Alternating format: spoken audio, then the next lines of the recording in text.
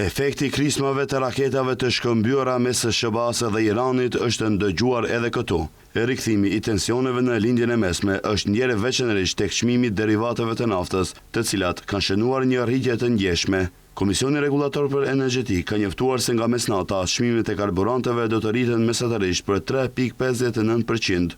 Me vendimin e ri, çmimet e benzinave do të rriten për 1.5 denar për litër, kështu që 1 litër Euro Super 95 do të shitet me çmim prej 87 denar, ndërsa 1 litër Euro Super 98 do të kushtoj 89 denar. Dukshëm më shumë do të rritet edhe çmimi i dizelit, përkatësisht për 5.5 denar. Me rritjen e re, 1 litër Euro dizel do të shitet me çmim prej 88 denar për litër.